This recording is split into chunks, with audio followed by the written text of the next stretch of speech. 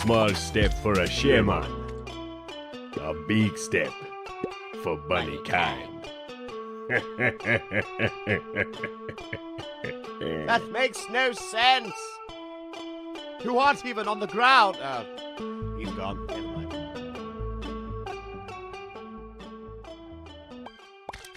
Fluffy Horde is an interesting mix as a developer put it of combining the sideways strategy of the Kingdom franchise with the absurdity and weirdness of Plants vs. Zombies.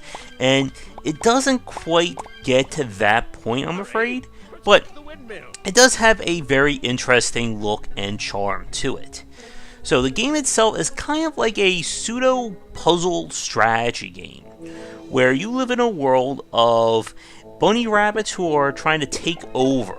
And I guess everybody is vegan, as their only solution they came up with is to attack them with swords, spears, and arrows. So, the general process is that each level has a set number of rabbits to kill, things to defend, and also bonus objectives. The rabbits will spawn as they normally do, the longer they are alive. So you have to keep them under control while protecting your core objective. As you can see right there, I think we're about to lose. But as you can keep things going, you'll have to manage your gold.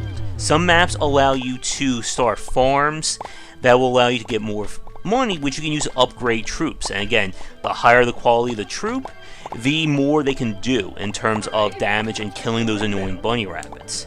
Later maps have additional units such as a taunter, as well as other factors that you can play with. Now the maps themselves are hard-coded, meaning that there is usually a predefined or best strategy to do. And that does present some of the more interesting difficulty spike issues. Like the one that I'm showing you right now that I'm going to skip ahead in a second, I got stuck on this for quite a bit, and then later ones I just completely and utterly dominated. Now, with that opening part of this video, you saw there was a kind of little story scene to it, and they don't come up as regularly as I would like. I was kind of expecting like a little bit of something at the end of each level, but I think they save it for major sections. Now, Fluffy Horde, I think in terms of the positives, the diversity of the maps is probably the best part of this. Some maps you have to deal with just a crazy number of rabbits literally being flung at you, as you can see right here. Other maps require more of a strategic or puzzle approach to try and deal with them without getting into direct combat. And the game features kind of a scoring system where you get medals based on how well you complete a level and if you manage to do it with any kind of specific goals and tactics. From what I saw, however, they do not have any gameplay implications, as you can see right here. With that said though, while the game does have some interesting aspects to it, probably your biggest threat in this game are the controls, and we'll talk about that next, but first, a quick word to our Patreon supporters. And now a quick shout out to the supporters over on patreon.com/GWBycer. My main issue that I have with Fluffy Horde are the controls.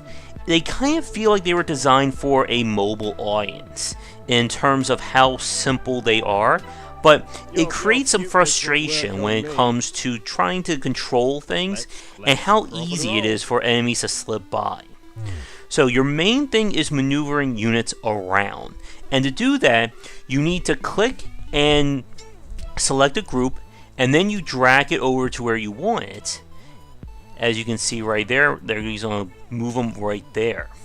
The problem, however, is that the units move and they set themselves up in relation to where they were originally standing. So if you have like 5 or 6 units like really spread out and you click and select them and move them, they're going to set up in that same formation. And this can be very bad if you're trying to get some precision going, such as if you want specifically one unit to go to a windmill to protect it. Also, units do not attack move, from what I saw, as in, you tell them to go to a spot and they will engage with everything along the way, which normally in most real-time strategy games you want a general move, but considering in this game that you have to kill every rabbit on the level to win, you really want to have that level of control, and I found it all too easy for my units to actually miss a rabbit, let it go behind, and start attacking the windmill, and sometimes just outright destroying it. Another thing that I found very annoying, as you can see right here, it was the act of upgrading. To upgrade a unit, you need to click on their individual flag and do it like that, and each unit has several tiers of upgrades. What I would really like would have been a way to just auto upgrade or just mass upgrade a group of units, because not only is it very time consuming, but it's very micro intensive to have to quickly click on like 5 or 6 different units, rapidly press the up arrow, and repeat. And unfortunately, these issues, especially when they're UI related, are always enough to turn me off from a video game, no matter how interesting the premise and design may be. So unfortunately, I can't fully recommend this game.